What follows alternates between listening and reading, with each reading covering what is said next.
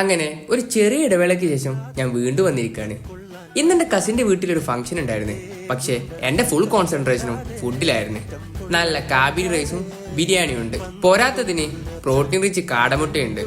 മാമനൊക്കെ അവിടെ സജീവാണ്. അത് കഴിഞ്ഞ് ഈ വർഷത്തെ എൻ്റെ ഷുഗർ കട്ട് ഒരു അവിൽ വിൽക്കൊണ്ട് ഞാൻ ബ്രേക്ക് ചെയ്ത് വൈകുന്നേരം ആയപ്പോൾ ബൂട്ടെടുത്ത് കളിക്കാൻ ഇറങ്ങിയതാ. ഒരുപാട് കാലത്തിന് ശേഷം വൈകുന്നേരം കളിക്കാൻ ഇറങ്ങാണ്. രാത്രി നേരെ പോയത് പുൽപ്പറമ്പിലേക്കാണ്. അവിടെ ഒരു ഫുട്ബോൾ ടൂർണമെന്റ് നടക്കുന്നുണ്ട്. അവിടുത്തെ നാട്ടുകാരുടെ ചികിത്സക്ക് ഫണ്ട് ശേഖരണത്തിനാണ് ഈ കളി നടത്തുന്നത്. ഞങ്ങൾ എത്തിയത് ഇത്തിരി നേരത്തെയാണ്. അതുകൊണ്ട് തന്നെ ഇത്തിരി നേരം ചെക്കന്മാരെ കളി കണ്ടിരുന്നു. കുറച്ച് കഴിഞ്ഞപ്പോൾ ടീം ഇറങ്ങി. മൊബൈലില് റിയലിന്റെ കളിയും ഗ്രൗണ്ടില് സെവൻസും.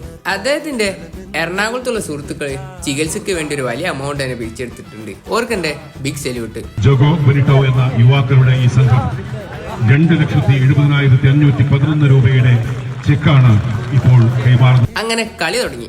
വലിയ പ്രതീക്ഷ ഇല്ലാതാണ് വന്നതെങ്കിലും നല്ല കിടിലൻ കളിയായിരുന്നു.